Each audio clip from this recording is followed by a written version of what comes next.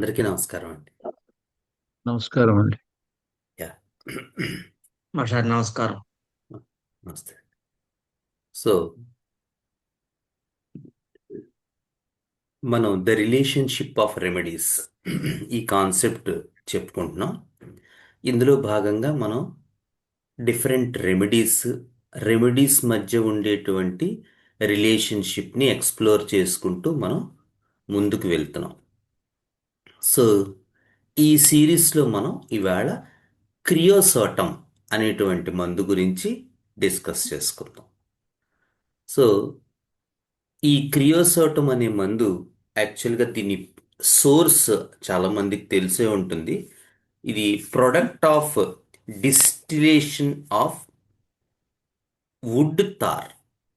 అంటే ఒక chemical process, wood తార్ని డిస్టిలేషన్ అనేటువంటి ఒక ప్రాసెస్ మనం చేస్తే వచ్చేటువంటి ప్రోడక్ట్ ఈ క్రియోసోటం. ఇపియోనియం అనేటువంటి ఒక డ్రగ్ ఉంది, ఇలాంటి సిమిలర్ ఇది కలిగింది. సో దానికి అంత ప్రూవింగ్స్ మనకి లభించలేదు, క్రియోసోటంకి లభించినంత provings. But it's a wonderful remedy. ఎలా అండి మరి క్రియోసోటంని మనం గుర్తుపెట్టుకోవటం? ఎట్లా గుర్తుపెట్టుకోవాలి, ఎలా పట్టుకోవాలి, క్రియోసోటం కాన్స్టిట్యూషన్ని మనం ఎలా పట్టుకోవాలి? ఇది మనం జాగ్రత్తగా అర్థం చేసుకుంటే క్రియోసోటంలో మనకి ప్రధానంగా ఆ, ఉన్న ఒక త్రిపుటి ఏమిటి అంటే, వన్, వీళ్ళకి ఏ భాగం నుంచైనా చాలా ఎక్స్కోరియేటింగ్ డిశ్చార్జెస్ ఉంటాయి. బాగా ఉరుపుతో కూడినటువంటి ద్రవ డిశ్చార్జెస్.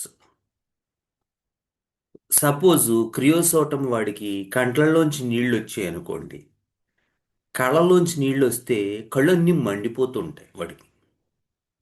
లేదా ముక్కులోంచి నీళ్ళు వచ్చాయి అనుకోండి, ముక్కులోంచి ఏదైనా డిశ్చార్జ్ వచ్చింది, జలుబు చేసింది, వాడికి ముక్కంతా మండిపోయి మంట వచ్చేస్తూ ఉంటుంది. లేదా ఫిమేల్స్ మనం చూసినట్టయితే లుకోరియా, వైట్ డిశ్చార్జ్. ఈ లుకోరియా ఉంటే ఫిమేల్స్కి పాపం ఆ భాగం అంతా కూడా విపరీతమైనటువంటి మంట వచ్చేస్తుంటుంది whenever discharge goes out. So ఇలాగా అది ఇది అని లేదు, ఇది పర్టిక్యులర్ సిమ్టమ్ కాదు క్రియోసోటంలో, జనరల్ సిమ్టమ్. ఏమిటి? ఎక్స్కోరియేటింగ్ యాక్రిడ్ డిశ్చార్జెస్.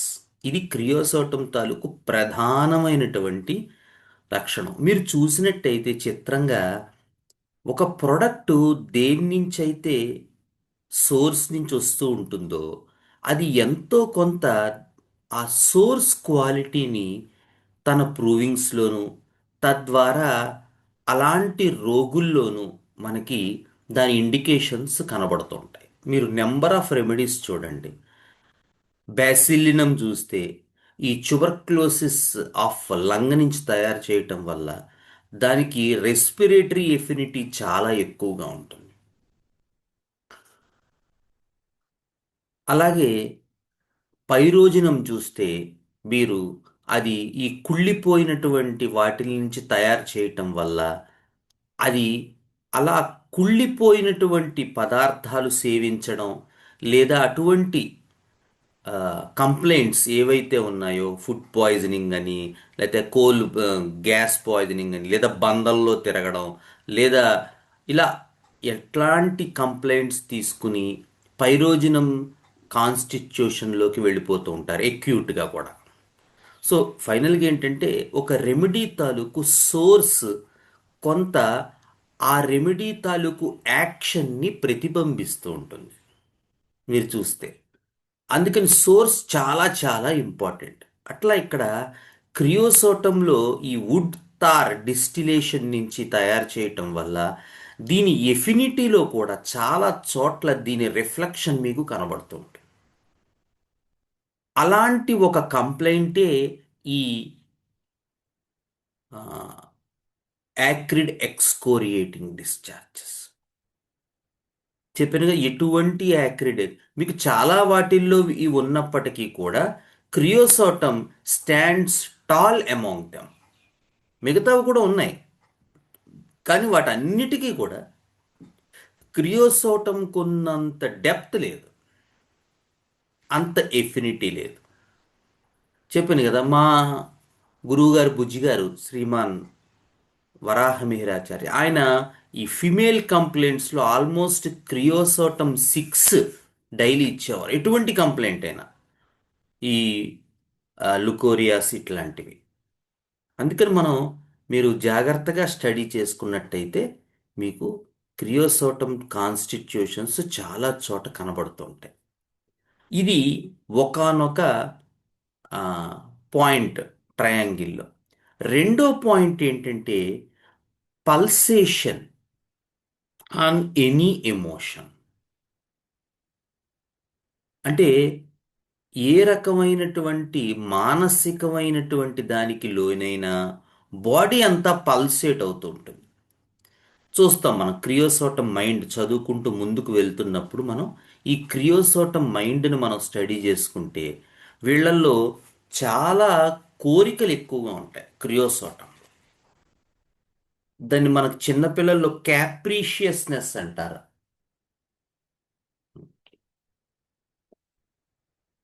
అలాగే పెద్దవాళ్ళల్లో కూడా అస్తమాను వీళ్ళకి రకరకాలైనటువంటి డిజైర్స్ ఉంటాయి. ముఖ్యంగా లేడీస్లో మీరు చూసినట్టయితే క్రియోసోటం కాన్స్టిట్యూషన్ని పట్టుకోవటం. వీళ్ళు ఉదాహరణకు ఒక చీరల కొట్టుకు వెళ్ళారనుకోండి, వీళ్ళకు ఒక చీర నచ్చుతుంది ఎగ్జాంపుల్, వీళ్ళ చీర చూస్తుంటారు, ఇంతలో పక్కవాళ్ళు ఎవరో వచ్చి, మీరు చూస్తూ ఉంటారు ఇలాంటి కేసెస్, పక్కవాళ్ళు ఎవరో వచ్చి వాళ్ళు ఏదో చీర తీసేమండి, ఆ చీర తీయండి అని చెప్తే వీళ్ళు చూసుకుంటే వీళ్ళ చీర వాళ్ళని చూస్తూ ఉంటారు ఇలా పక్కకి. అంటే క్రియోసోటం కాన్స్టిట్యూషన్, నేను ఒక ఎగ్జాంపుల్ చెప్పాను, ఇది చాలా చోట్ల రిఫ్లెక్ట్ అవుతుంది వాళ్ళ లైఫ్లో. వీళ్ళ దగ్గర ఉన్నది కన్నా పక్కన ఉన్నది బాగుంది అనిపిస్తూ ఉంటుంది క్రియోసోటం కాన్స్టిట్యూషన్స్లో మెంటల్గా. ఇక చిన్నపిల్లల్లో అయితే మరీ ఘోరం. వాడికి ఓ బొమ్మ ఉంటుంది, ఆ బొమ్మ పట్టుకుని నడుస్తూ ఉంటాడు. వాడు షాప్ దగ్గరికి వెళ్ళాడు అనుకోండి, షాప్లో కనిపించి ఇంకో బొమ్మ కావాలని ఏడుస్తూ ఉంటాడు. తీరా పోని వాళ్ళ నాన్న అదోదో కొన్నావులేరా బాబు అని చెప్పి కింద మీద పడి ఏదో డబ్బులు తీసుకుంటే, తీరా కొన్న తర్వాత తీసుకెళ్ళి వాడి మొహం మీద విసిరేస్తాడు. అది నచ్చదు, ఎందుకంటే వాళ్ళకి ఏం నచ్చుతుందో వాళ్ళకే తెలియదు కాబట్టి.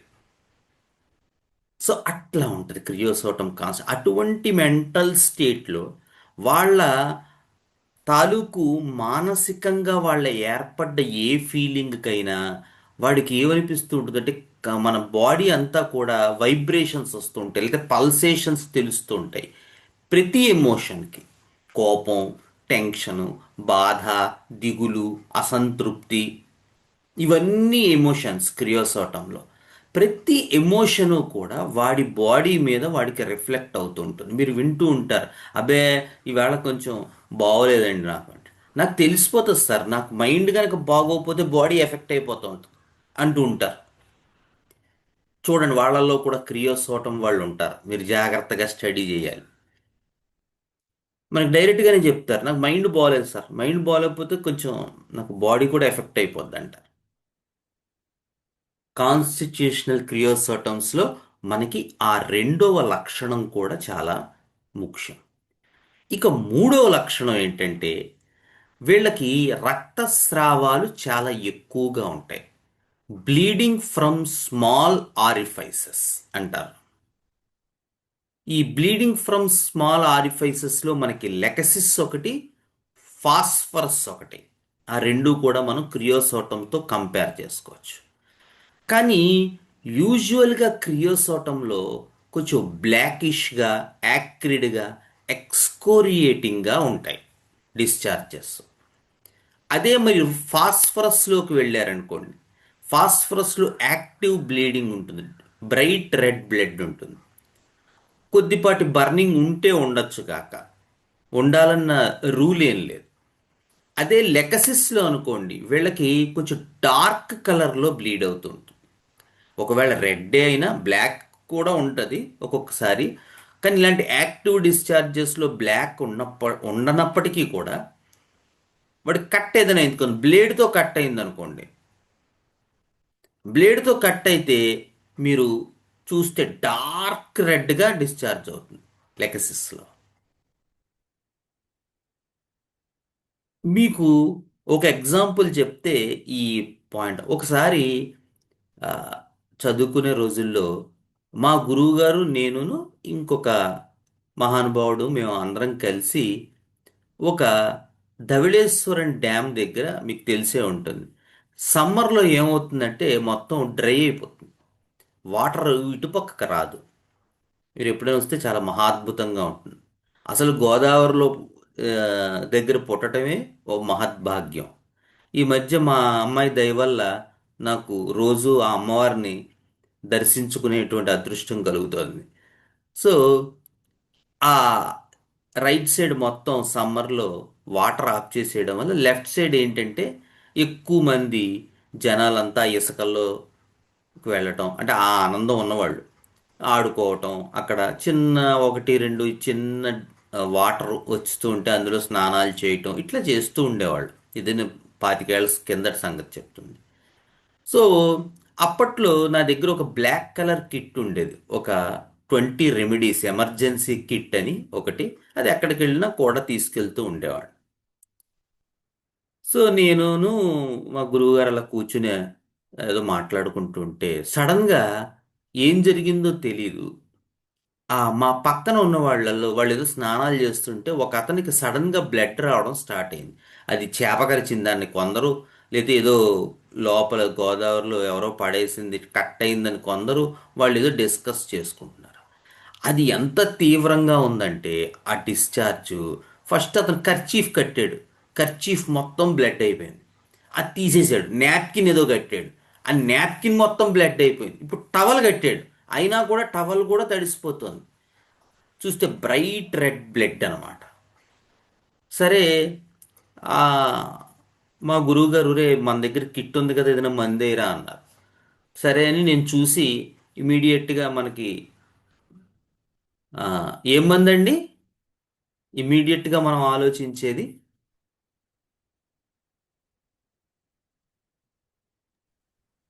రైట్ రెడ్ కాబట్టి phosphorus. Ficus sir, Ficus religious. Very good. ఏమో మీరు అంటే చాలా తెలివైన వాళ్ళల్లో ఉన్నారు. నాకు అప్పుడు ఇమీడియట్గా హైపరికం గుర్తొచ్చింది. హైపరికం 200 ఏదో కట్ అయింది కదా, ఇద్దామని. అయితే చివరి నిమిషంలో మా గురువుగారు పక్కనే ఉండడం వల్ల, ఆయన అనుగ్రహం వల్ల ఇమీడియట్గా నేను ఫాస్ఫరస్ 30 తీసి అది నోట్లో వేసి ఒక డోసు. మీరు నమ్మరంటే హోమియోపతి అంటే నేను కూడా చదువుకుంటున్న రోజులు కాబట్టి అంటే చదువుకునే రోజుల్లో గురువుగారితో స్పెండ్ చేయటం వల్ల అట్లా కొన్ని వందల అనుభవాలు అనమాట. చాలామంది ఏంటంటే పుస్తకాల్లో చదివితే ఏదో వస్తుంది అనుకుంటారు, ఏమీ రాదు పుస్తకాల వల్ల. గురువుతో తిరిగితేనే మనకు ఆ సబ్జెక్ట్ వస్తుంది. సో నేను వెళ్ళి ఆ, ఎరా ఫాస్ఫరస్ 30 వేసేవేమిటి అన్నారు ఆయన. హైపరికం వేస్తాం కదా ఇలాంటి కేసుల్లో అని ఇంకొక ఆయన మహానుభావుడు కూడా హైపరికం 200 అని చెప్పాడు. అయితే ఫాస్ఫరస్ 30 ఎందుకు వేసావు అన్నారు. అంటే నేను చెప్పాను, గురుగారు ఇలాంటి కేసెస్ మీరు చూస్తే కట్ అవ్వడం వల్ల ఆ, మనకి బ్లడ్ వస్తున్నప్పటికీ హైపరికం స్పెసిఫిక్ అయినప్పటికీ అది చాలా ప్రొఫ్యూజ్గా వస్తుందండి.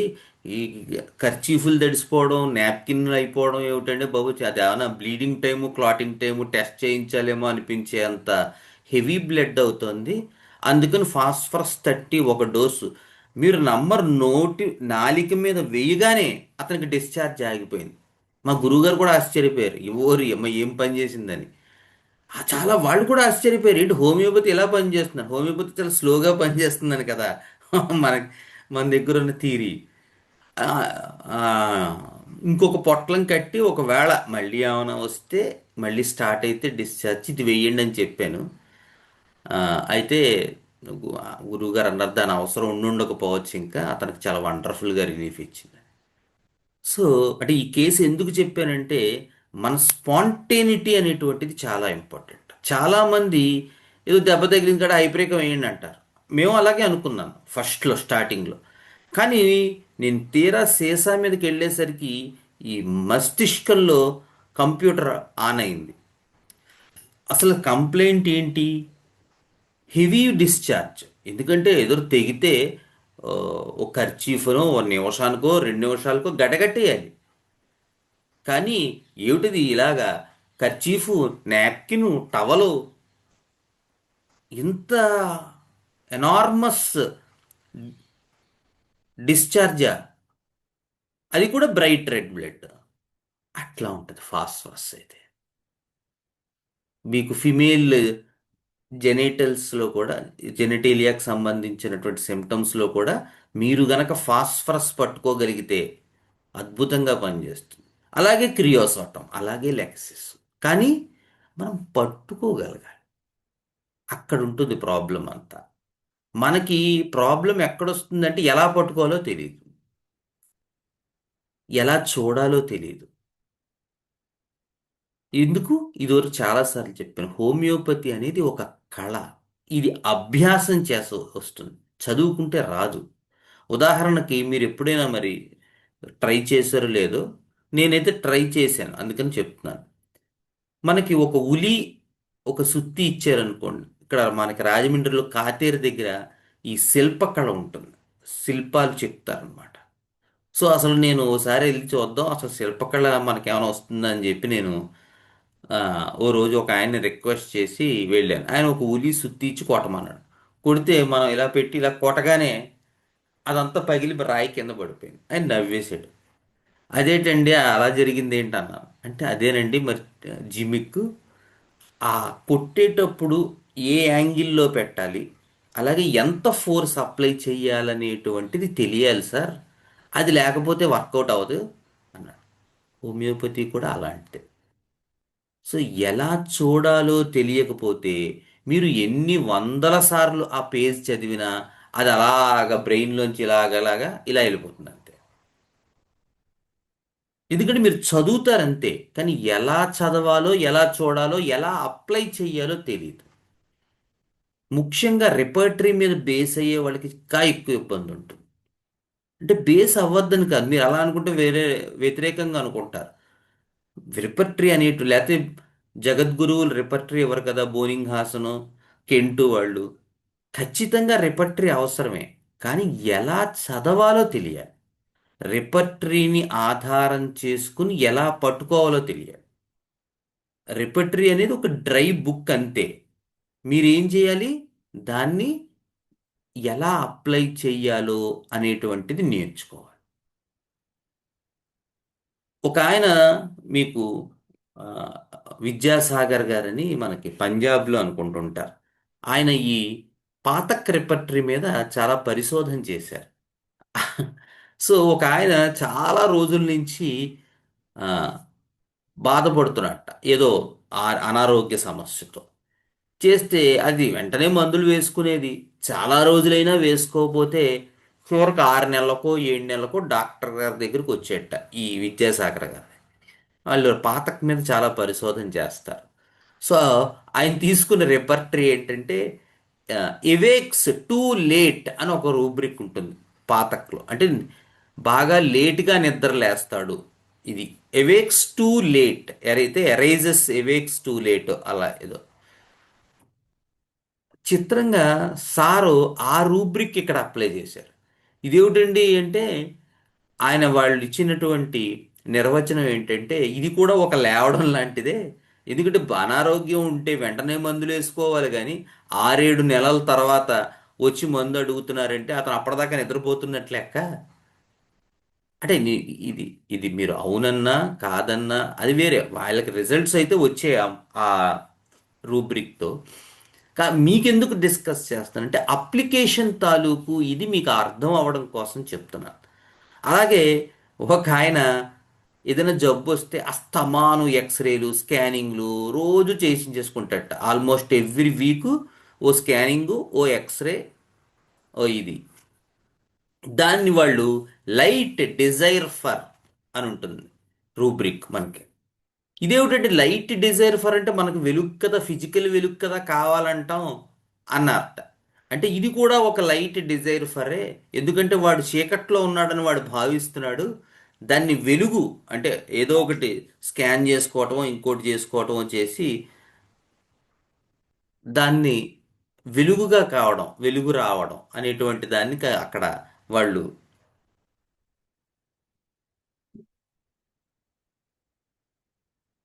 ఆ దాన్ని అక్కడ అప్లై చేశారు. సో ఇట్లా మీకు జస్ట్ ఒక ఉదాహరణ చెప్తున్నాను అంతే. అంటే ఇలా చేయమని కాదు మీకు అది, కానీ అప్లికేషన్ పార్ట్ అనేటువంటిది అంత ముఖ్యం. ఒక్కొక్క కేసులో ఒక్కొక్క రూబ్రిక్, ఒక్కొక్క ఫైండింగ్ని మనం ఎలా అప్లై చేసుకుంటాం అనేటువంటి దాన్ని బట్టి మనం ఆ రెమెడీని అర్థం చేసుకోవటం అనేటువంటిది మనకి అవగతం అవుతుంది. సో ఈ మూడు కూడా ఒక త్రిపుటి లాంటివి. ఇందాక ఒకటి ఏమిటండి ఆ మూడు? క్రియోసోటం లాకసిస్ ఫాస్ఫరస్.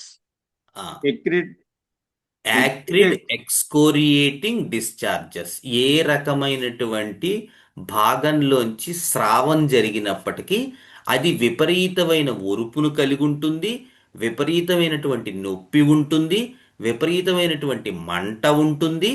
ఆ మంటతో పాటు మీరు జాగ్రత్తగా గమనించినట్టయితే కొంచెం స్మెల్ కూడా ఉంటూ ఉంటుంది.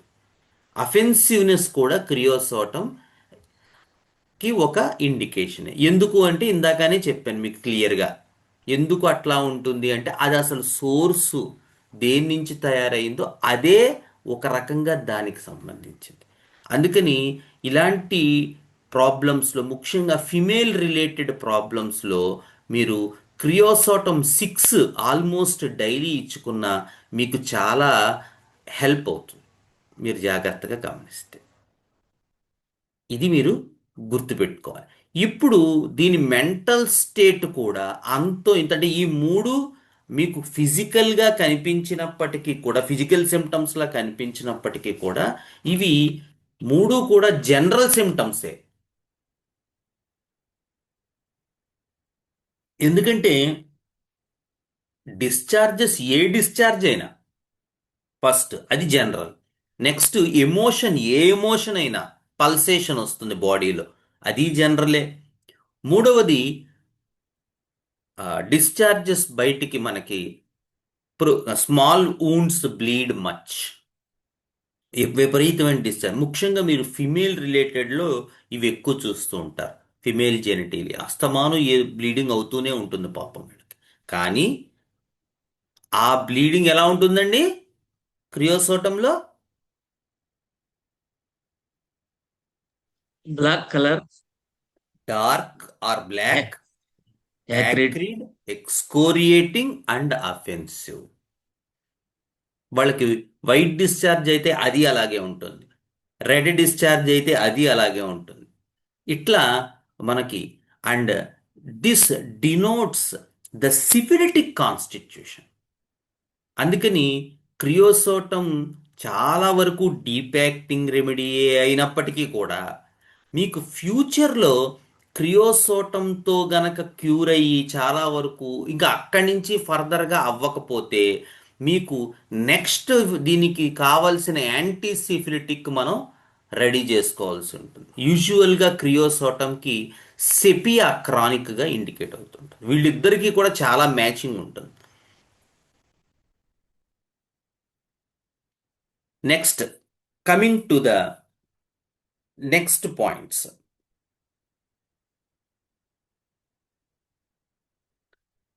Vagina burns after coition and bleeding after coition, dyspareunia అంటారు. పాపం వీళ్ళు ఫ్యామిలీ లైఫ్లో పాల్గొంటే పాపం చాలా నొప్పి మంట వచ్చేస్తాయి. దాంతోపాటు ఒక్కొక్కసారి బ్లడ్ కూడా వస్తుంది. మీరు నమ్మండి, నేను క్రియోసోటంతో ఒక పేషెంట్ ఒక 3 years, 3.5 years మ్యారేజ్ అయ్యింది. పాపం హస్బెండ్ చాలా హెవీగా బల్కీగా ఉంటారు. ఈ అమ్మాయి ఏమో చాలా సన్నగా పీలగా ఉంటుంది. సో ఒక ఏడాది దాకా పర్లేదు.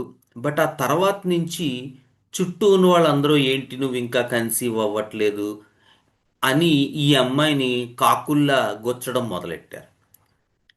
ఒక అమ్మాయి కన్సీవ్ అవ్వాలి లేదా అది వాళ్ళ ఇష్టం.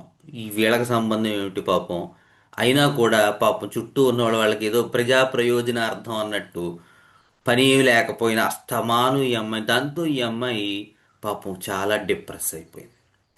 డిప్రెస్ అయిపోతే కొంతమంది మహానుభావులైనటువంటి ప్రిస్క్రిప్షనర్స్ ప్రాక్టీషనర్స్ ఈ కేసు చూసి ఆవిడకి పల్స్టెల్లా ఇగ్నీషియా చితక్ కొట్టేశారు. ఆ మహానుభావుడు ఏంటంటే ఆయనకి పాపం తెలిసినవి ఆ 4 మందులు ఉంటాయి: పల్స్టెల్లా, ఇగ్నీషియా, యాసిడ్ ఫాస్, స్టాఫిసేక్రియా. సో ఒకదాని తర్వాత ఒకటి ఆవిడ మీద ప్రయోగించడం మొదలెట్టాడు. ఎందుకంటే ఆవిడ డిప్రెషన్గా ఉందిగా. ఈయనకి తెలిసిన మందులు ఆ 4, ఇంకొక 10 మందులు తెలుసు. కానీ కేసుని ఎలా సాల్వ్ చేయాలో తెలియదు. కానీ ఆ మహానుభావుడి దగ్గర ఉన్న విద్య ఏంటంటే ఎన్ని రోజులైనా ఒక పేషెంట్ని తగ్గించకుండా ఎలా వాడి దగ్గర అట్టే పెట్టుకోవాలో మన దగ్గర ఒక ఆర్ట్ ఉంది. అన్నీ వింటారండి ఆయన అని చెప్పి పాపం వాళ్ళు అలాగా ఒక 2-3 ఏళ్ళు వాడారు. వాడిన తర్వాత ఒక ఫైన్ మార్నింగ్ వాళ్ళ మామయ్య గారు నా దగ్గరకు వచ్చారు. సార్ కొంచెం మీరు ఈ కేసు చేసి పెట్టాలి సార్. 3 ఇయర్స్ అయిపోయింది మా వాడికి మ్యారేజ్ అయిపోయి, మా కోడలేమో కన్సీవ్ అవ్వట్లేదు.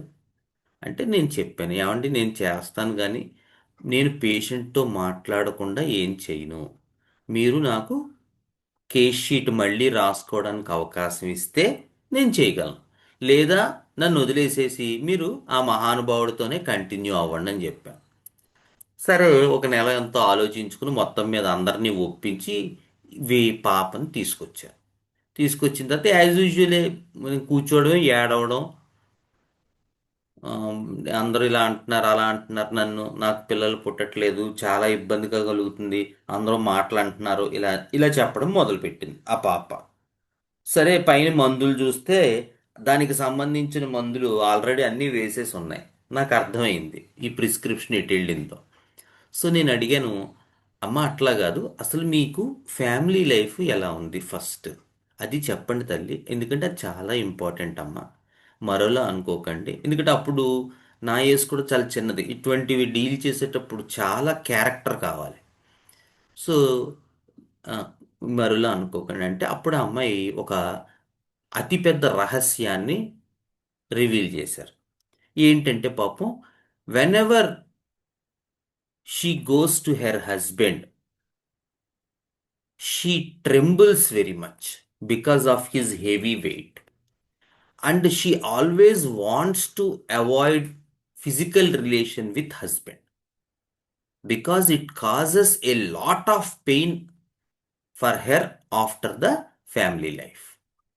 And sometimes when it happens, it bleeds after the family life. ఇదే ఆవిడ చెప్పింది. అందుకని we usually do it not on a regular basis. ఎందుకంటే ఈ భయం చేత ఈ చేత నాకు చాలా భయంగా ఉంటుంది, చాలా టెన్షన్గా ఉంటుంది, నొప్పి వస్తుంది, మంట వస్తుంది, తర్వాత బ్లీడ్ అవుతుంది. సో వీలైనంత వరకు నేను అవాయిడ్ చేయడానికి ట్రై చేస్తాను. ఇక కాంట్ బట్ అయితే ఏంటో ఇంక తప్పదు, కానీ ఆ నొప్పి భరించి వెళ్తాను ఎందుకంటే పిల్లలు కావాలి కాబట్టి అని చెప్పి. ఓరి దేవుడా అని చెప్పి అప్పుడు నా దగ్గర క్రియోసోటం 1 M లేదు, క్రియోసోటం 200 ఇచ్చాను ఆవిడకి. ఇస్తే కొంచెం ఆ బర్నింగ్ పెయిన్ అవి కొంచెం తగ్గాయి, బట్ పెద్ద మార్పు రాలేదు. సో ఈలోపు ఒక 15-20 డేస్ తర్వాత 1 M తెప్పించి క్రియోసోటం 1 M చేస్తే ఇస్తే, అంటే మీరు ఇలాంటి మిరాకిల్స్ అనుకోవచ్చు కానీ నెక్స్ట్ మెన్సెస్ రాలేదు ఆవిడకి, కన్సీవ్ అయిపోయింది. 1 M వేసిన 1 మంత్ తర్వాత ఆవిడకి మెన్సెసే రాలేదు అసలు, కన్సీవ్ అయిపోయింది. And she delivered beautiful female child. అలా ఉంటుంది క్రియోసోటంతో. ఇది one of the finest cases. ఎందుకంటే ఈ రెగ్యులర్ ఈ రొట్ట ప్రిస్క్రిప్షన్స్ నుంచి మనం ఏ రకంగా పేషెంట్ తాలూకు ఇండివిజువలైజేషన్ చెయ్యాలి అనేటువంటిది నాకు నేర్పిన కేసు ఇది. I usually believe that I'm blessed to do all this. ఇదేదో నా గొప్పతనం వల్ల జరిగిందని చెప్పట్లేదు సుమా. నేను మళ్ళీ చెప్తున్నాను, ఇది హోమియోపతి గొప్పతనం, మా గురువు గారి అనుగ్రహం. 100%. నువ్వు 1% కూడా లేదు. కానీ నేను అనేది ఏంటంటే అప్లికేషన్ పార్ట్ అనేది ఎంత ఇంపార్టెంట్ హోమియోపతిలో. చదువు వేరు, దాన్ని అర్థం చేసుకుని పెట్టుకోవడం వేరు. ఆ పట్టుకోవడం తెలియనప్పుడు ఏమవుతుందంటే ఎన్ని పుస్తకాలు, సార్ నేను బాగా చదువుకోవాలి అంటూ ఉంటారు కొంతమంది. మీరు ఎన్నిసార్లు చదివినా మీకు అప్లికేషన్ తెలియకపోతే దాన్ని ఎలా చూడాలో తెలియదు. అందుకనే హోమియోపతి వైద్య విధానం కాలేజీల్లో నేర్పే విధానం కాదు. అది గురు శిష్య సంవాదం వల్ల మాత్రమే మీకు లభ్యమవుతుంది. అందుకని వీలైనంత వరకు మీరు ఎవరో ఒకళ్ళు, మీకు బాగా ట్యూన్ అయిన వాళ్ళని మీరు ఒప్పించి వాళ్ళ దగ్గర కూర్చుని వాళ్ళు ఎలా ఇస్తున్నారో జాగ్రత్తగా స్టడీ చేసి మీరు మెడిసిన్స్ ఇచ్చినట్టే నేర్చుకున్నట్టయితే అప్పుడు మీకు వండర్ఫుల్గా మీకు ఇది అర్థమవుతుంది. అట్లాగే పేషెంట్ రెస్పాన్సిబిలిటీ కూడా ఉంటుంది. కొంతమంది ఏంటంటే జస్ట్ ఒక రోజు చూసి కొన్ని రోజులు చూసి మానేస్తూ ఉంటారు. అలాంటి వాళ్ళలో మనం పెద్దగా రిజల్ట్స్ చూపించలేం. నెక్స్ట్, కమింగ్ బ్యాక్ టు, అంటే ఈ కేసు మీకు చెప్పాను, every emotion and exciting attend with throbbing all over the body. అదే ఇందాక చెప్పింది. ఏ రకమైన భావోద్వేగం, కోపం వచ్చును, టెన్షన్ రావచ్చు, బాధ రావచ్చు, కోపం రావచ్చు, ఇట్లా ఏదొచ్చినప్పటికీ వాడి బాడీ అంతా పల్సేట్ అయిపోతుంది. థ్రాబింగ్ వచ్చేసినట్టు అయిపోతుంది బాడీ అంతా. హార్ట్ బీట్ మనకి చెస్ట్లో తెలిస్తే క్రియోసోటం వాడికి బాడీ అంతా తెలుస్తూ ఉంటుంది. కాళ్ళు కూడా దడదళ్ళాడతాయి, కాళ్ళల్లో బ్లడ్ ఫ్లో పెరిగినట్టు రకరకాలుగా ఎక్స్ప్రెస్ చేస్తారు. కానీ మీరు పట్టుకోవాల్సింది ఏంటి, ఏమంటే థ్రాబింగ్ అన్నారు గురువుగారు, వాడు థ్రాబింగ్ అని చెప్పలేదు సార్ అనకూడదు. వాడికి థ్రాబింగ్ అనే పదం వాడికి తెలియదు కదా పేషెంట్కి. ద ఐడియా ఏంటంటే వాడికి వచ్చిన ఎమోషను వాడి బాడీలో రిఫ్లెక్ట్ అవుతుంది. అది క్రియోసోటం. నెక్స్ట్, ఇది చాలా సోర్ థ్రోట్. కొన్ని రకాలైనటువంటి సోర్ థ్రోట్స్లో మీకు క్రియోసోటం అద్భుతంగా పనిచేస్తుంది. మరి ఎలా పట్టుకోవటం అండి సోర్ థ్రోట్? క్రియోసోటం సోర్ థ్రోట్ ఎలా తెలుస్తుంది అంటే, నేను ఇందాక చెప్పినట్టే వీడికి బ్లీడ్ అవుతుంది. అందుకనే క్రియోసోటం పళ్ళ సమస్యల్లో కూడా ఇస్తూ ఉంటారు. Gingivitis, one of the greatest remedies in gingivitis అంటారు. ఏమిటంటే వీడు ఇలా ఒక బ్రష్ మీద ఇలా పేస్ట్ పెట్టి ఇలా పన్నుకు టచ్ అయిన వెంటనే అక్కడి నుంచి బ్లడ్ వచ్చేస్తుంది. లేకపోతే ఆ గమ్ టచ్ అయితే గమ్ నుంచి బ్లడ్ వచ్చేస్తుంది. ప్రతిరోజు వీడోసారి బ్రష్ చేసుకోవటం, ఆ బ్రష్తో పాటు రక్తం పడటం. కొంతమంది అయితే ఏమో బాబోయ్ క్యాన్సర్ కాదు కదండి, బ్లడ్ పడిపోతుంది బ్రష్ చేసు, అది ఎప్పుడు పడుతోంది? బ్రష్ చేసుకున్నప్పుడు పడుతోంది. ఇందాక చెప్పినట్టే ప్రాబ్లం ఏంటంటే క్రియోసోటంలో వాడి మ్యూకస్ మెంబ్రేన్స్ నుంచి చాలా తేలికగా ఈ స్రావాలు జరుగుతాయి, డిశ్చార్జెస్ వస్తాయి. అవి కూడా బ్లడీ డిశ్చార్జెస్. అందుకని నాలిక జాపని టంగ్ డిప్రెసర్ పెట్టారనుకోండి టంగ్ మీద, వాడికి సోర్ త్రోట్లో ఇలా మీరు టంగ్ డిప్రెసర్ పెట్టగానే టంగ్ నుంచి బ్లడ్ వస్తుంది. లేకపోతే గొంతు అన్నాడు అనుకోండి, గొంతులో మీకు వెంటనే బ్లడ్ కనబడిపోతుంది. అంత తేలికగా ఈ డిశ్చార్జెస్ ఉంటాయి మీకు. ముక్కు చీదుకున్నాడు అనుకోండి క్రియోసోటం వాడు, సపోజ్ జలుబు చేసింది పాపం, తుమ్ములు వచ్చాయి, జలుబు చేసింది, ముక్కు చీర్చుకున్నాడు, ముక్కు ఎలా అంటే ముక్కులోంచి బ్లడ్ వస్తుంది.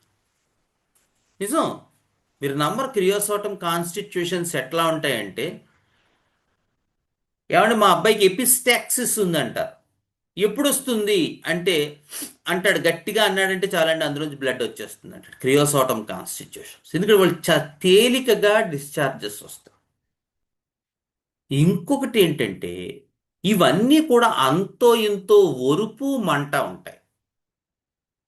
అంటే వాడు కొంత కాకపోతే, అంటే ఇప్పుడు ప్రతి దాంట్లోనూ మంట ప్రస్ఫుటంగా కనిపించకపోవచ్చు, బట్ డెఫినెట్గా అంతో ఇంతో ఉంటుంది, 1% అయినా ఉంటుంది. ముక్కులోంచి బ్లడ్ వచ్చింది, ముక్కు మండిపోయింది, వచ్చినప్పుడు మాత్రం మంట ఉంటుంది సార్ అని అంటారు. చాలా ఇంపార్టెంట్ అది. ఎందుకంటే అదే మనకి డిఫరెన్షియేటింగ్ ఫీచర్. ఎందుకంటే డిశ్చార్జ్ రావడమే కాదు, ఆ డిశ్చార్జ్ అంతో ఇంతో యాక్రిడిటీ ఉంటుంది క్రియోసాట్. జింజివైటిస్, సోర్ థ్రోట్, కంజంక్టివైటిస్, ఇలా మీరు ఏం తీసుకున్నా మీకు వెంటనే మీకు క్రియోసాటం ఇండికేట్ అవుతుంది. దాంతోపాటు అది కాస్తో కోస్తో ఏక్రిడిటీని కలిగి ఉంటుంది. డెఫినెట్గా 100%. నెక్స్ట్,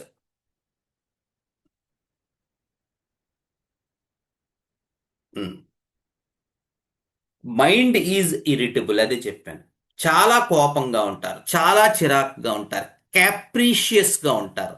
ఎవ్రీ ఎమోషన్ వాళ్ళకి బాడీ మీద పల్సేషన్, విపరీతమైన డిస్సాటిస్ఫైడ్గా ఉంటారు, అసంతృప్తి. దేని ఎడల, అదే చెప్పాను కదా, అందుకే కొంచెం సెపియా సిమ్టమ్స్ ఉంటూ ఉంటాయి. దేని ఎడల పెద్దగా అనురక్తి ఉండదు. ఇది చెయ్యాలని ఉండదు, చేద్దాంలే అనుకుంటారు. పక్కన ఉన్నోడు చేస్తుంటే మాత్రం వీడికి వస్తూ ఉంటుంది. చెప్పానుగా, మన చీర మనం సెలెక్ట్ చేసుకుంటూ ఉంటాం, పక్కకు చూస్తే సార్ అది అది మనకి ఇస్తారంట. వాళ్ళు చూసుకుంటున్నారు కదమ్మా, మీ దగ్గర ఉన్న చాలా బాగుందండి అంట. చాలా చిత్రంగా ఉంటాయి క్రియోసోటమ్స్. పిల్లలైతే టాయ్స్ ఇలాగా.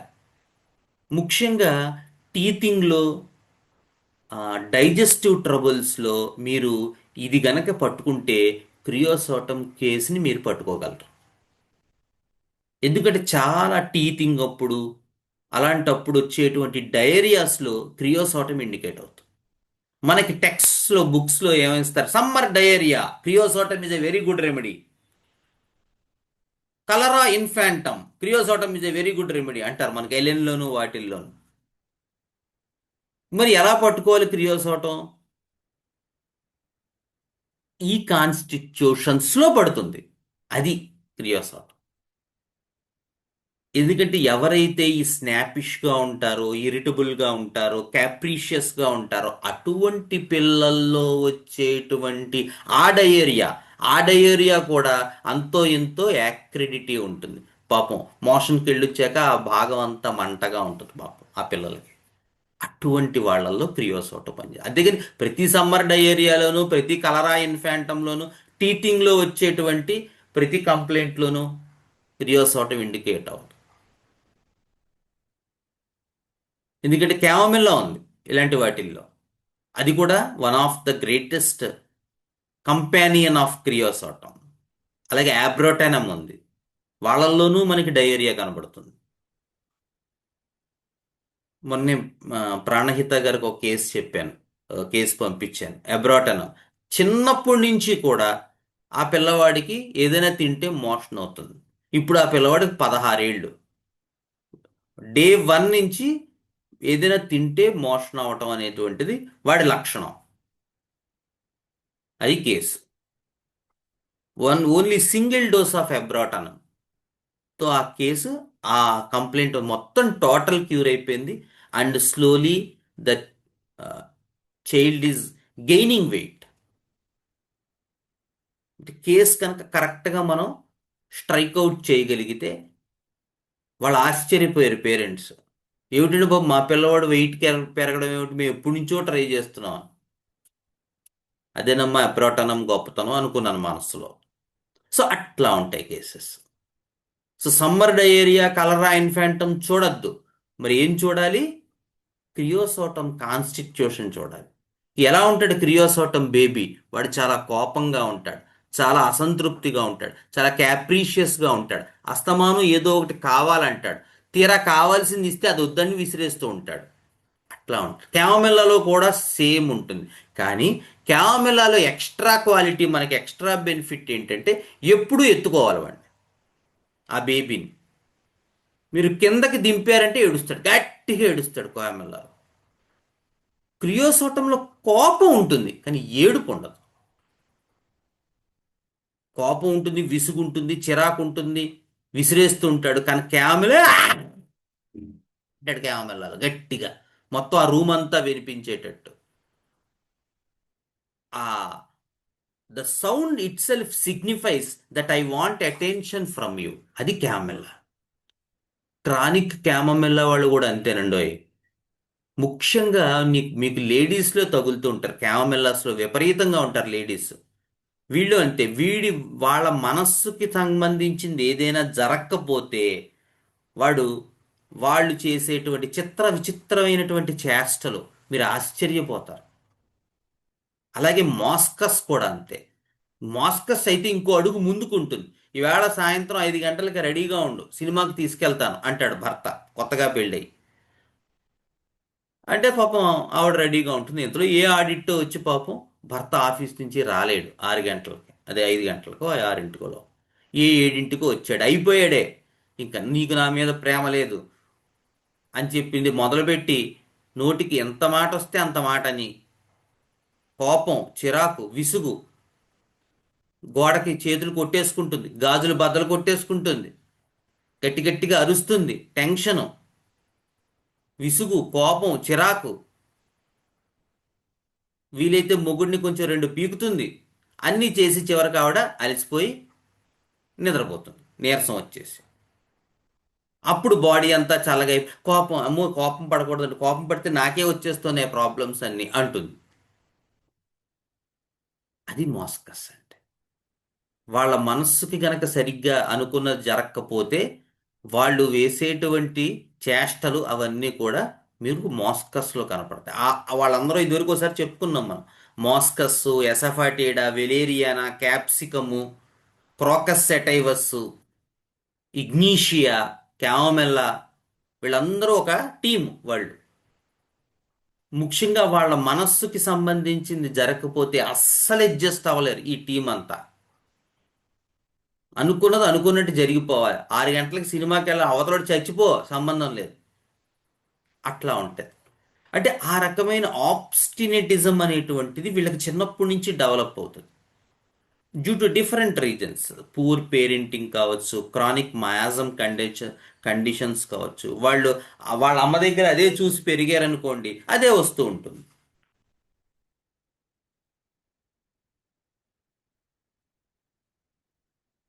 ఎందుకంటే రోజు వాళ్ళ అమ్మ అదే చేస్తుంది అనుకోండి, కూతురు ఏం నేర్చుకుంటుంది?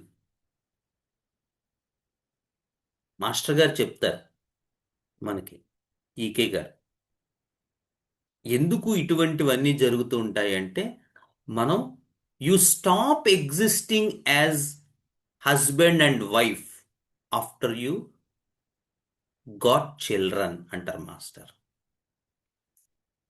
అంటే పిల్లలు పుట్టిన తర్వాత మీరు ఇక భార్యాభర్తలుగా ఉండడం అనేటువంటిది సాధ్యం కాదు, తల్లిదండ్రులుగా మాత్రమే ఉండాలి.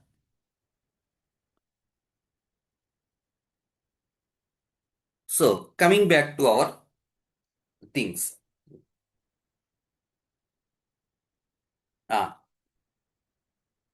నెక్స్ట్, ఇర్రెగ్యులర్ మెన్సస్, యాక్రిడ్, అదే ఇందాక చెప్పుకున్నాం, యాక్రిడ్ బ్లాక్ ఫీటెడ్ డిశ్చార్జెస్. ఈ ఇర్రెగ్యులర్ మెన్సస్ కూడా అస్తమాను బ్లీడ్, కార్బోవేజ్లో కూడా ఉంటుంది, సెపియాలో ఉంటుంది. అస్తమాను పాపం స్పాటింగ్ కనబడిందండి, ఓ 2 రోజులు ఆగిందండి, మళ్ళీ కనబడిందండి, ఇట్లా అంటూ ఉంటారు.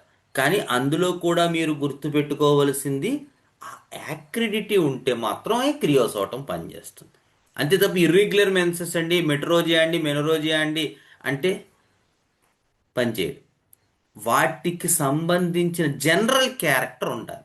క్రియోసోటం general character, mental emotions, acrid excoriating discharges, ఇవి 2 ఉంటే మాత్రం డెఫినెట్గా క్రియోసోటం పనిచేస్తుంది.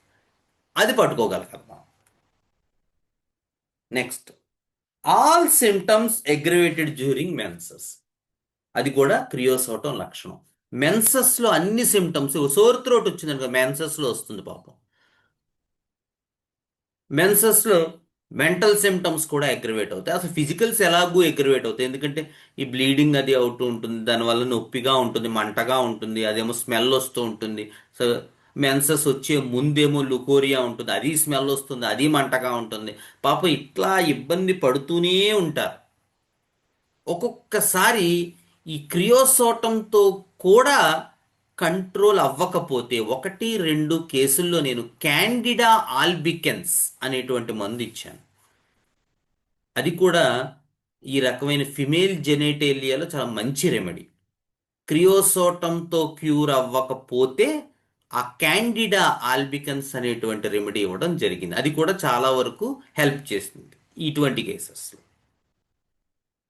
నెక్స్ట్, క్రియోసోటంలో ఇంకొకటి ముఖ్యమైన లక్షణం గ్యాస్ట్రిక్ ప్రాబ్లమ్స్.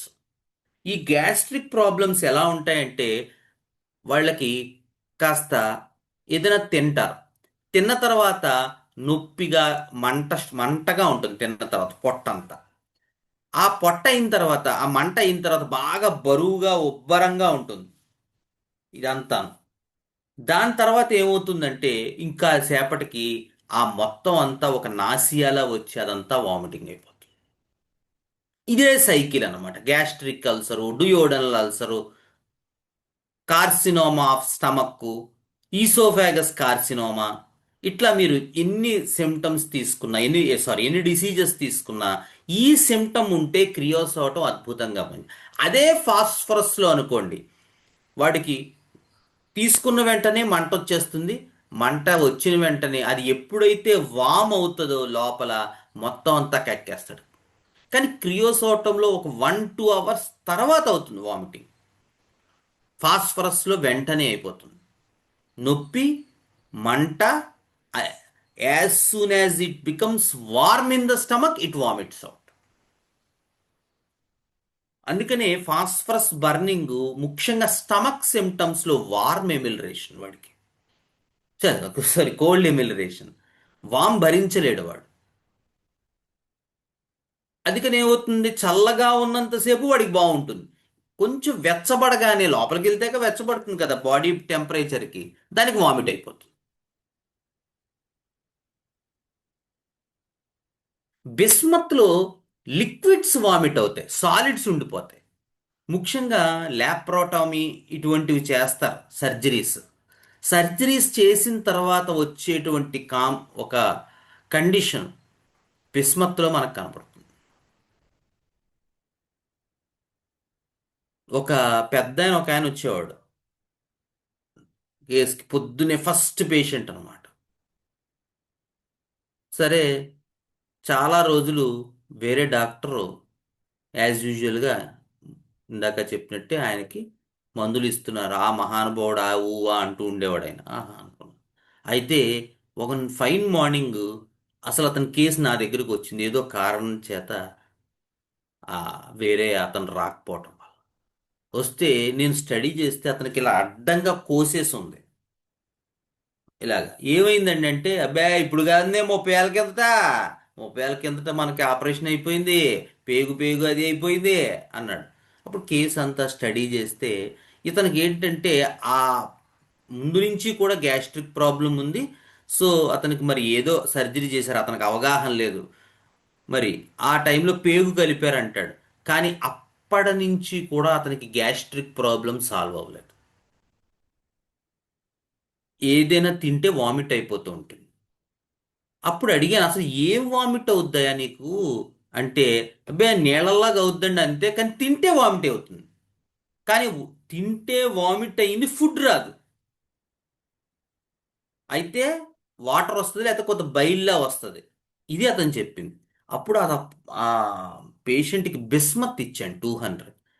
ఇస్తే నేను ఒక 1-2 months ఫాలో అప్ చేశాను.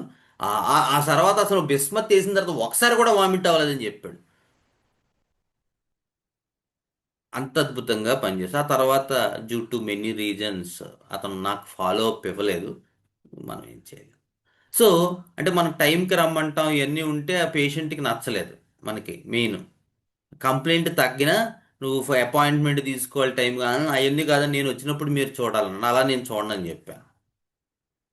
ముందు ఫోన్ చేసి అపాయింట్మెంట్ తీసుకునిరా, నీకు కరెక్ట్గా వైద్యం జరుగుతుందని చెప్పి అది అతను నచ్చలేదు పాపం.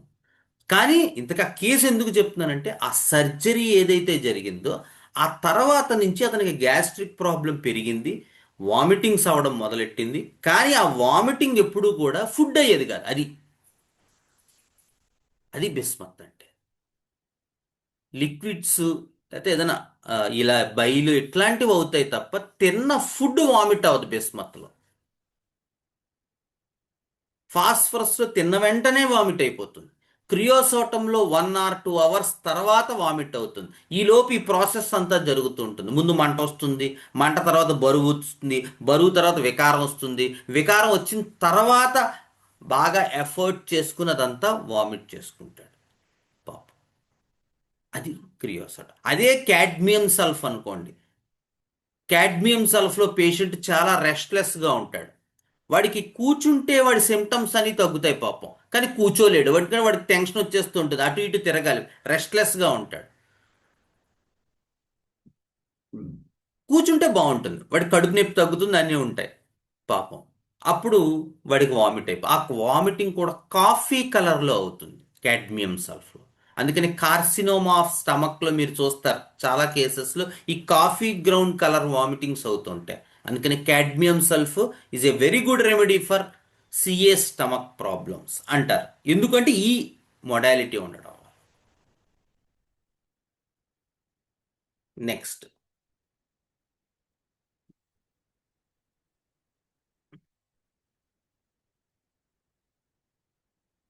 ఈ ఇండైజెషన్స్లో మీరు ఆ, చాలా గుర్తుపెట్టుకోవాలి. యాంటిమ్ క్రూడ్ కూడా ఉంది, దానికి కూడా వామిటింగ్ అవుతుంది. చాలా పుల్లగా చాలా సవర్గా వామిట్ అవుతుంది. వీడికి కూడా అంతే, అన్డైజెస్టెడ్ ఫుడ్ వామిట్ అవుతుంది క్రియోసోటంలో కూడా. కానీ యాంటిమ్ క్రూడ్లో వామిట్ అయిపోయిన తర్వాత కూడా వాడికి ఆ గ్యాస్ట్రిక్ ప్రాబ్లం తగ్గదు. వాడి కడుపు ఉబ్బరంగానే ఉంటుంది, తేనుపులు వస్తూ ఉంటాయి, పులిసినట్టుగా ఉంటుంది, పుల్లగా ఉంటుంది, ఇట్లా ఉంటుంది. క్రియోసోటంలో వాడికి వన్స్ వామిటింగ్ అయిపోయిన తర్వాత మళ్ళీ ఏదైనా తిన్న తర్వాతే వాడికి ప్రాబ్లం. ఇప్పుడు ఈ లోపు వాడికి ఏం మానే ఉంటాడు. అలాగే రొబీనియా అనే డ్రగ్ ఉంది. రొబీనియాలో మీరు ఎంత ఇండైజెషన్ వచ్చేస్తుందంటే పళ్ళు పులిసెక్కిపోతాయి, వాడికి పులిసిపోతాయి, పళ్ళన్నీ పుల్లగా ఉంటాయి వాడికి. అంత ఎక్కువ ఉంటుంది గ్యాస్ట్రిక్ ఎసిడిటీ రొబీనియా అనేటువంటి డ్రగ్లో. రొబీనియా 6 ఇస్తూ ఉంటారు. Next urinary problems. ఇది పాపం ఈ క్రియోసోటంలో చాలా ఇబ్బంది. ఈవెన్ బెడ్ వెట్టింగ్స్ కూడా ఉంటాయండి ఈ క్రియోసోటంలో. వాడికి నిద్దట్లో వాడు వాష్రూమ్కి వెళ్ళినట్టు కల వస్తుంది క్రియోసోటంలో. ఆ కల వచ్చి వాడు ఇక్కడ యూరినేట్ చేసేస్తాడు పాపం బెడ్ మీద.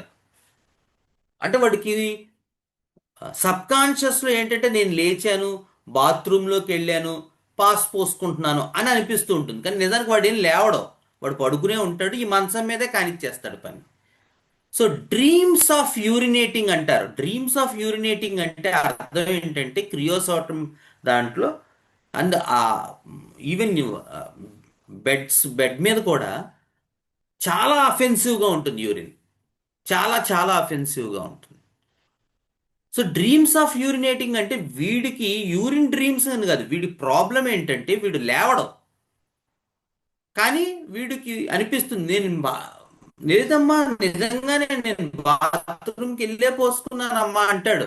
ఉత్తుది పాపం వాడు అలా అనుకుంటాడు, అలా లేచి వెళ్దాం అని కల్లో కూడా అదే కనపడుతూ ఉంటుంది. వాడు ఏమీ లేవడం ఇక్కడే కానిచ్చేస్తుంటాడు.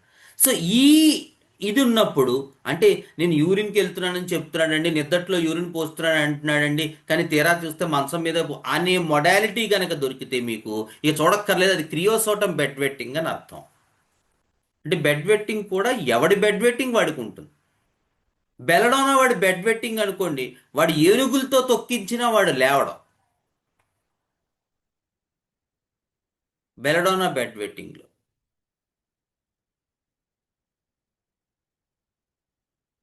ఈక్విసిటం బెడ్ వెట్టింగ్ అనుకోండి, అంటే బెలడోనాలో కుంభకర్ణుడి నిద్ర అంటారు కదా, వాడికి మెలకు రాదు. ఒరే పోసేస్తావు, మంచం అంతా పాడైపోతుంది, పరుపంతా ఇదైపోతుందని వాళ్ళ అమ్మ లాగుతూ ఉంటుంది, వాడు లేవడం, వాడు కింద పడిపోతాడు మంచం మీద నుంచి, అక్కడ కింద పడుకుని నిద్రపోతుంటాడు. ఇలా నేను మెలకు రాదు వాడికి అసలు, అది బెలడోనా.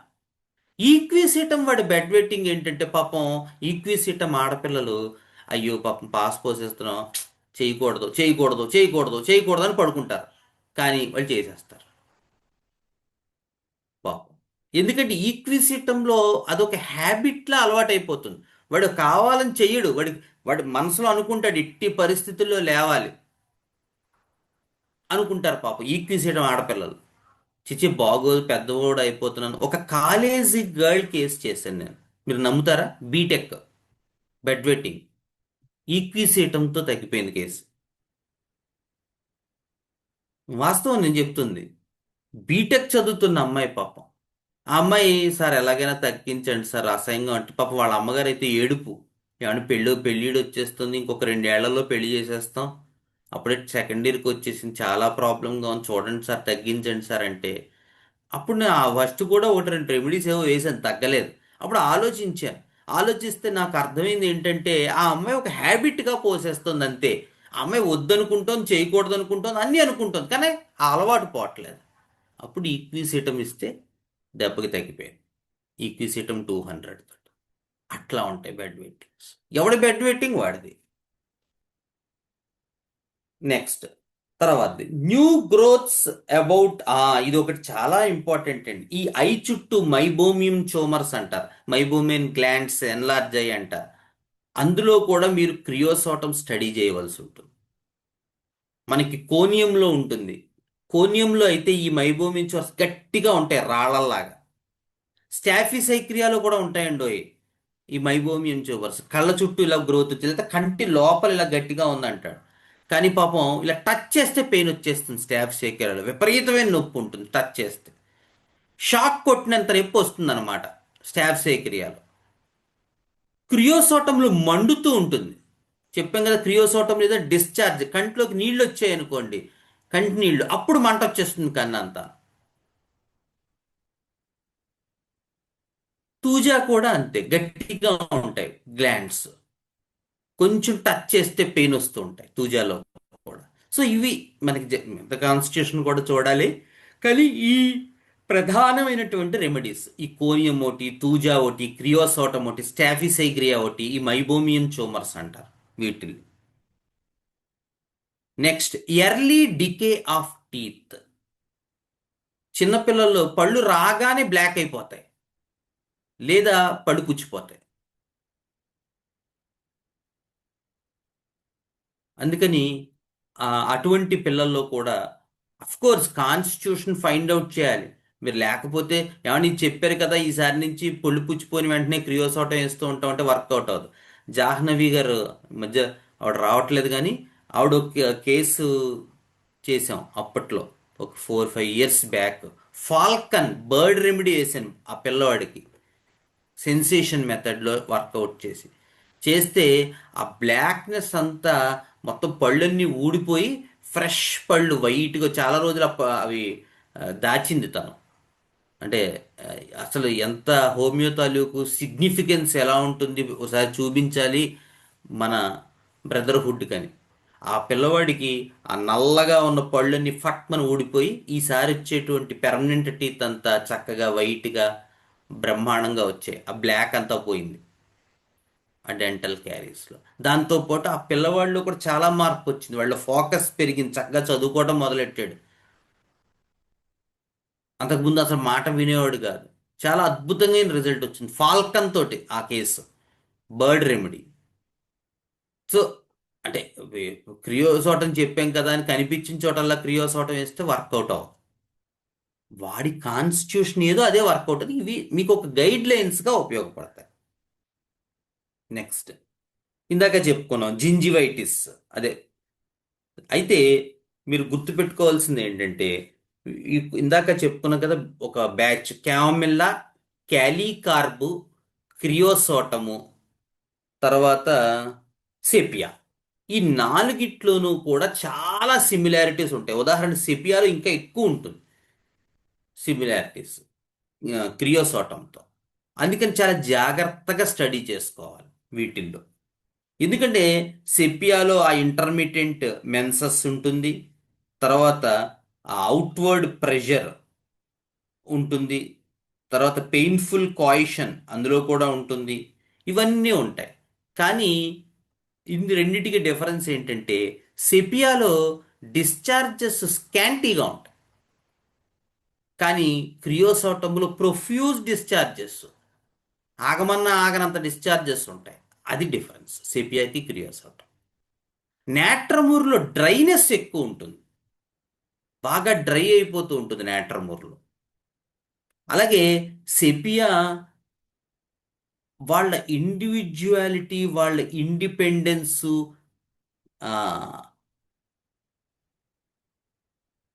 దాన్ని ఏమంటారు, ఎక్స్ప్రెస్ అవనప్పుడు వాళ్ళల్లో ఆ ఇండిఫరెన్స్లోకి వెళ్ళిపోతారు వాళ్ళు. అంటే సెపియాలో ఏంటంటే వాళ్ళు బేసికల్గా they always want to be on move. నా దగ్గరకు ఒక కేసు వచ్చింది మొన్న ఎప్పుడో. అసలు అంటే జస్ట్ కేసు సెపియాతో చాలా వండర్ఫుల్ రిజల్ట్ వచ్చింది. ఆ కేసు రెట్రోస్పెక్టివ్గా స్టడీ చేస్తే నేను వెనక్కి, ఆవిడ ఒక షాప్లో పనిచేసేవారు పాపం. ఆ, రోజు జాబ్కి వెళ్ళేవారు. ఆ జాబ్కి వెళ్ళినంత కాలం ఆవిడకి అసలు ఏ రకమైన హెల్త్ సమస్యలు లేవు. వన్స్ ఆవిడ వేరే వేరే కారణాల చేత, ఫ్యామిలీ ఇష్యూస్ చేత, వాటి చేత వీటి చేత ఇక బయటికి వెళ్ళడం మానేసి హౌస్ వైఫ్గా ఇంట్లోనే ఉండిపోయిన తర్వాత నుంచి ఆవిడకి సమస్త బాధలు మొదలయ్యాయి. అది సెపియా అంటే. ఎందుకంటే ఆ ఇండిపెండెన్స్, ఆ ఇండివిజువాలిటీ, ఆ అవుట్ గో, ఆ బయటికి, ఎందుకంటే అది ఫిఫ్త్ సూపర్ క్లాస్ సెఫలోపోడ్. వాడు బయటికి వెళ్ళినంత వరకు వాడు హ్యాపీగా ఉంటారు. వన్స్ మీరు దాన్ని ఆ ఇంట్లో పెట్టి బంధించేశారనుకోండి, ఆ కంజెస్ట్ చేసేసారనుకోండి, ఇంకా అక్కడి నుంచి వాళ్ళకి అన్ని కంప్లైంట్స్ మొదలవుతాయి. అప్పుడు ఇండిఫరెన్స్ వస్తుంది. Sepia is a good remedy for indifference అంటారు మనం. ఏ ఇండిఫరెన్సో తెలియదు, టెక్స్ట్ బుక్లో ఇచ్చారు సార్ అంటారు. అది ఆ ఇండిఫరెన్స్. యాసిడ్ ఫాస్ట్లో కూడా ఇండిఫరెన్స్ ఉంటుంది. ఎందుకంటే ఏ క్లోజ్ రిలేషన్షిప్, కమ్యూనికేషన్, సోషలైజేషన్ ఇవి గనక వాడు ఏదో ఒక విషయంలో దెబ్బతిని ట్రామా వచ్చి ఇంకా అక్కడి నుంచి ఎవరితోనూ వాడు మాట్లాడటం మానేస్తాడు. లేదా ఒక పెర్సన్తో జరిగి ఉండొచ్చు, చాలా క్లోజ్ పెర్సన్, చిన్నప్పటి నుంచి కలిసి చదువుకున్నారు, సడన్గా వాళ్ళు ఏదో కారణం చేత కాలం చేశారు. అక్కడి నుంచి ఆ బాండ్ వాడిని తీవ్రంగా దెబ్బతీసేస్తుంది. అబ్బా, రోజు మాట్లాడుకునే కష్ట సుఖాలు చెప్పుకునే వాళ్ళని సార్. నేనేతో అతను అంతే, అతనంటే అంత హైలీ కమ్యూనికేటివ్గా, సోషల్గా ఉండేటువంటి వ్యక్తి ఈ ట్రామా చేత పూర్తిగా ఇండిఫరెంట్ అయిపోతాడు. అది యాసిడ్ ఫాస్ ఇండిఫరెన్స్. నాట్రమూర్లో కూడా అంతే. నాట్రమూర్లో ఆ ఎక్స్పెక్టేషన్ ఇంకొంచెం ఎక్కువ ఉంటుంది. అంటే యాసిడ్ ఫాస్ట్లో ఏంటి, ఒకళ్ళ బాధలు ఒకళ్ళు చెప్పుకోవటం అది.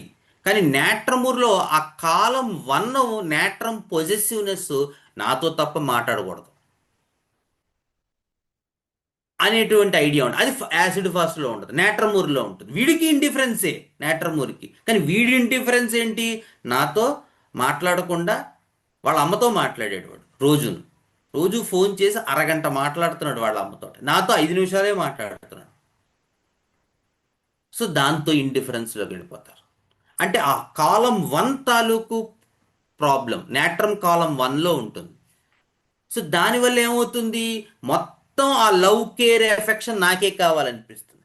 ఫాస్ఫరస్లో అవుట్ గ్లో ఉంటుంది. వాడు వీడితో కావాలని కాదు, వాడి ప్రాబ్లం ఏంటి, వాడు వీడు కలిసి కమ్యూనికేటివ్గా ఉండేవారు, ఒకరితో ఒకరు చెప్పుకునేవారు, బాధలు పంచుకునేవారు, సంతోషంగా ఉండేవారు. సో అలాంటి సంతోషం ఎఫెక్ట్ అయ్యింది. ఏంటి, కమ్యూనికేషన్ వ్యవస్థ పోయింది, సోషలైజేషన్ పోయింది. అది యాసిడ్ ఫాస్ట్లో. నాట్రమూర్ నాకు చేయలేదు కాబట్టి ఇండిఫరెన్స్ వస్తుంది, అది నాట్రమూర్. సో ఎవడి ఇండిఫరెన్స్ చూస్తే సెపియా, నాట్రమూరు, యాసిడ్ ఫాస్ అన్నీ కూడా 3 మార్క్స్లో ఉంటాయి. అదే రెపర్టరీ అంటే. కానీ ఎవడి ఇండిఫరెన్స్ ఏంటి అనేది మనకు తెలియదు. మ్యాస్కులినిటీ ఇన్ ఫిమేల్స్ అని ఉంటే నాట్రమూర్ ఉంటుంది, వెంటనే రెపర్టరీ నాట్రమూర్. ముందు నాట్రమూర్ ఇచ్చేయండి, రెపర్టరీ ప్రిస్క్రైబర్స్. కానీ ఎందుకు ఉంటుందంటే కాంపెన్సేషన్ వచ్చినప్పుడు నాట్రంలో వాళ్ళ లవ్, కేర్, ఎఫెక్షన్ ఎవరు స్వీకరించరు. స్వీకరించరు కాదు, వాళ్ళకి లభించదు. వాడు విపరీతమైన అది ఆశిస్తారు, అవతల వ్యక్తి నుంచి అది పొందకపోయేసరికి ఇంకా వన్ శాచురేషన్ పాయింట్ అయ్యేసరికి వాళ్ళ మైండ్ సెట్ ఎలా అయిపోతుందంటే వాళ్ళు మేల్స్లా బిహేవ్ చేయడం ప్రారంభిస్తారు. బయటికి ఉత్తిది అదంతా పైకి, నిజానికి వాళ్ళ లోపల విపరీతమైనటువంటి ఆ డిజైర్ ఉంటుంది. ఎవరో ఒకళ్ళు నన్ను కేర్ చేసుకోవాలి, రోజు పొద్దున్నే మెసేజ్లు పెట్టాలి, బాగున్నావు నాన్న, బుజ్జి బంగారం, బేబీ ఎట్లా ఉన్నావు, ఇలా ఉంటుంది. కానీ అది బయటికి కనిపించకుండా నాకు ఏ లవ్, కేర్, ఎఫెక్షన్ అక్కర్లేదు, గాడిద గుడ్డు అన్నట్టుగా బయటికి పిక్చర్ క్రియేట్ చేస్తారు. ఇండిపెండెంట్గా ఉండడానికి చూస్తారు, ఇండివిజువల్గా ఉండడానికి చూస్తారు, ఎవరి నుంచి ఏది ఆశించడం అన్నట్టుగా చూస్తారు, ఏ ప్రేమలో గోమలో నాకు అక్కర్లేదు అన్నట్టుగా బిహేవ్ చేస్తారు పైకి. అప్పుడు వచ్చేటువంటి సిమ్టమే ఈ masculinity. So masculinity in females అంటే ఏంటంటే అది ఒక కాంపెన్సేషన్ పార్ట్ నేట్రమోర్లో. కొన్ని రకాల పేషెంట్స్ అలా ఎగ్జిబిట్ అవుతారు పైకి. లోపలికి వెళ్ళాం అనుకోండి కేస్ టేకింగ్లో మనం, అక్కడ మొత్తం ఇదంతా పూర్తిగా మనకి డిస్ప్లే అవుతుంది. చూసి అసలు ప్రాబ్లం ఇదిరా బాబు, వీడికి కావాల్సిన లవ్ కేర్ ఎఫెక్షన్ అది లభించక ఆ నాటకం అంతా వేస్తున్నాడు పైకి అని తెలుస్తుంది. అట్లా.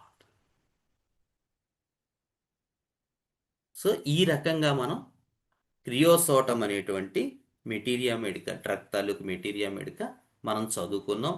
మనకి క్యామిల్లా, క్రియోసోటము, క్యాలీకార్బు, సెపియా. క్యాలీకార్బ్లో కూడా ప్రొఫ్యూజ్ ఫ్లో ఉంటుంది, వాళ్ళలో కూడా డిశ్చార్జెస్ హెవీగా అవుతూ ఉంటాయి పాపం. ఓకే, సో ఇదంతా మనకి క్రియోసోటం గురించినటువంటి idea. So any doubts regarding today's session చెప్పండి, so that we can discuss. Doctor లేదంటే గారు కాలికార్బుది కొంచెం డిఫరెన్స్ చెప్తారా? క్రియోసోటంకి మనకు 3 లక్షణాలు ఈజీగా తెలిసిపోతున్నాయి. దాన్ని బట్టి ఎక్రిడ్ ఉన్నా తర్వాత ఎక్యురేషన్ ఉన్నా కూడా మనం గమనించేస్తాం. క్యాలికార్బ్లో కూడా ప్రొఫ్యూజ్డ్ బ్లీడింగ్ ఉందన్నారు. దీన్ని ఎట్లా అంటే ఆ మిగతా 3 లక్షణాలు క్యాలికర్ లేకపోతే మొన్నే కదా మనం చెప్పుకున్నాం, చాలా పెద్ద క్యాలికర్ అదే ఆల్మోస్ట్ 2 క్లాసెస్ చెప్పుకున్నాం. మిగతా అవును. Mental picture, family orientation, mental picture base loneliness చేసుకుని అంటే డిఫరెన్స్ ఏమంటారా? అంతే. Okay. At is fear of loneliness, ఒక్కళ్ళే ఉండడం భయం, చాలా భయస్థులు, ఎప్పుడు ఫ్యామిలీతో ఎట్టొచ్చాడు, ఎవరో ఒకళ్ళు ఉండాలి ఫ్యామిలీలో. మిగతా మెంటల్స్ అన్నీ మనం చూసుకోవాలి. కానీ ప్రొఫ్యూజ్ లక్షణం అనేది కొంత క్యాలికార్బ్లో కూడా ఉంటుంది. అంటే ఆ సందర్భం వచ్చింది కాబట్టి చెప్పాను అనమాట. ఆ జెనెటీలియా, ఫిమేల్ జెనెటీలియా డిశ్చార్జెస్.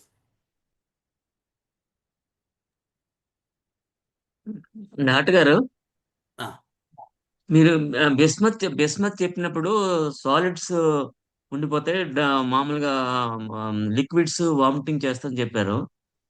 దాంతో పాటు మీరేమో సర్జరీ అయిన తర్వాత అని కూడా ఒకటి యాడ్ చేశారు. సర్జరీ కూడా ప్రామినెంట్ ఉందా లేదా? ఉందండి. యూజువల్గా బిస్మత్లో ఆ సర్జరీ అయిన తర్వాత ఇటువంటి కాన్స్టిట్యూషన్లోకి వెళ్తూ ఉంటారు. ఓహో, అది ప్రామినెంటే. ప్రామినెంటేనండి, అది కూడా ప్రామినెంటే. మనం తీసి సర్జరీ లేకుండా పారేయడానికి ఏం- సర్జరీ లేకుండా ఈ మొడాలిటీ ఉందనుకోండి, రావచ్చు, సర్జరీ లేకుండా లిక్విడ్స్ కూడా రావచ్చు. లిక్విడ్ వొమిట్ అవ్వడం, సాలిడ్స్ ఉండిపోవడం, రిటైన్ అవ్వడం అన్నది సర్జరీ లేకపోయినా రావచ్చు అంటారా? రావచ్చు సార్, సర్జరీ ఓకే, ఓకే. లేకపోయినా రావచ్చు. అంటే థ్యాంక్ అది యూ, థ్యాంక్ యూ. అలా కొన్ని కేసుల్లో జరిగింది. అంటే నా దగ్గర ఒక ఓకే, కేసు ఉంది కాబట్టి నాకు గుర్తొచ్చింది. అవును సార్. అలాగే ఇందాక సందర్భం మర్చిపోయాను ఎక్కడో కానీ, ఆ స్మాల్ వూండ్స్ బ్లీడ్ మచ్ అనేది దాంట్లో ఒకసారి ఒక వ్యారికోజ్ అల్సర్లో వేశానండి నేను. ఒక ఆవిడ లావుగా ఉంటారు, ఆవిడ అసలు యాక్చువల్గా క్రియోసోటం వాళ్ళు కొంచెం సన్నగానే ఉంటారు, ఇప్పుడు కొంచెం లావుగా ఉంది. ఆవిడకి వ్యారికోజిటీస్ ఉంటే సడన్గా ఆ వ్యారికోజ్ ఈ పక్కన అల్సర్ వచ్చింది. ఆ వ్యారికోజ్ అల్సర్ అనమాట. అది అందులోంచి బ్లీడ్ అవ్వడం స్టార్ట్ అయింది. ఆ బ్లీడ్ అయితే ఆవిడకి ఆగేది కాదు, అంత ఎక్కువ బ్లీడింగ్ అయిపోయేది. ఆవిడ హడిలిపోయింది. హడిలిపోతే చెప్పాను కదా, ఈ ప్రాబ్లము కొన్ని ప్రాబ్లమ్స్ కారణాల చేత ఆ కేసు ఫస్ట్ నా దగ్గరికి రాలేదు. సరే వేరే వాళ్ళు చాలా మందులు వేశారు. వేసిన తర్వాత ఆవిడ ఓసారి ఎప్పుడో ఏదో సందర్భంలో నా దగ్గరికి వచ్చింది. వస్తే నేను కేసు చూస్తే ఏంటండి అంటే, ఆవిడ ఇలా పట్టుకుని ఇలా ఇలా ఇలా ఇలా అనుకుంటోంది అల్సర్ దగ్గర. అంటే ఇలా చాలాసార్లు జరిగింది. ఆ వ్యారికోజ్ అల్సర్ నుంచి బ్లీడ్ అయిపోయేది ఆవిడ. ఇలా ఇలా అనుకుంటోంది చేత్తో. ఏంటండి అంటే, అబ్బాయి ఆ బ్లడ్ వచ్చినప్పుడు అంతా మంట వచ్చేస్తుందండి అని చెప్పింది. అప్పుడు క్రియోసోటం వేశాను నేను ఆ కేసులో. ఆ బ్లడ్ బయటకు వచ్చినప్పుడు, ఆ బ్లడ్ వ్యారికోజ్ అల్సర్ కదా, ఆవిడేదో ఇలాగ దూది పెట్టుకుని ఆ స్టిక్కర్ పెట్టుకునేది, అదే ప్లాస్టర్ వేసుకుని వచ్చేదనమాట అల్సర్ బ్లీడ్ అయినప్పుడు పాపం. అలా చాలాసార్లు జరిగింది. అయితే నేను చూడలేదు. నా దగ్గరికి వచ్చినప్పుడు ఆవిడ ఏం చేసిందంటే ఇలా ఇలా ఇలా అనుకుంటోంది. అంటే పాపం ఆ, ఆ, మంటగా ఉంటుంది కదా అదంతాను. ఆ బ్లీడ్ అయినప్పుడు ఆ బ్లడ్ బయటకు వచ్చినప్పుడు ఆ కొంచెం ఆ బర్నింగ్ ఉందన్నమాట. ఫస్ట్ ఆర్సనిక్ అనుకున్నాను నేను, కానీ ఆవిడ ఏం చెప్పిందంటే ఇదంతా మంటగా ఉంటుందండి అని చెప్పింది. అప్పుడు రెండో పాయింట్ ఏంటంటే అదే ఇందాక చెప్పుకున్నది ఎక్కువసేపు లీడ్ అవుతుంది ఆవిడకి అది. అప్పుడు ఆ ఆర్సనిక్ కాదని చెప్పి క్రియోసాటం ఇచ్చాను. చాలా బాగా పనిచేసింది, ఎక్సలెంట్ రిజల్ట్ అసలు. తర్వాత మళ్ళీ నా దగ్గరికి ఫాలో అప్ రాలేదు వాళ్ళు. చెప్పాను కదా, మనం ఈ సిస్టమేటిక్గా ఎక్కువ ఉండటం వల్ల పేషెంట్ని మనం ఎంటర్టైన్ చేయకపోవడం వల్ల కొన్నిసార్లు కొంతమంది ఏంటంటే ఆ ఫాలో అప్స్ వాళ్ళు అవే అంటే అదంతా చేయలేక వాళ్ళ పాయింట్ ఏంటి, వచ్చిన వెంటనే అయిపోవాలి అంటే అపాయింట్మెంట్ తీసుకుని రావాలి, వెయిట్ చేయాలంటే వాళ్ళకి కుదరకపోవచ్చు.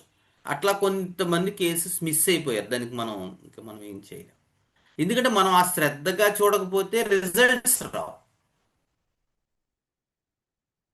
అది ఇందాక చెప్పడం మర్చిపోయాను. ఆ హెమరేజిక్ టెండెన్సీ ఎంత బలంగా ఉంటుందంటే వ్యారికోజ్ అల్సర్స్ లో కూడా క్రియోసోటం చాలా మంచి remedy.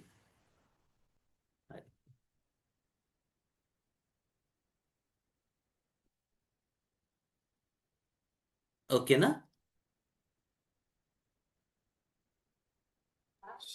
Okay sir. Thank you doctor గారు, థ్యాంక్ యూ అండి. ఏం లేవు కదా ఇంకా డౌట్స్? లేవండి. ఓకే. గురుర్బ్రహ్మా గురుర్విష్ణు గురుర్దేవో మహేశ్వరః గురుర్ సాక్షాత్ పరం బ్రహ్మ తస్మై శ్రీ గురవే నమః.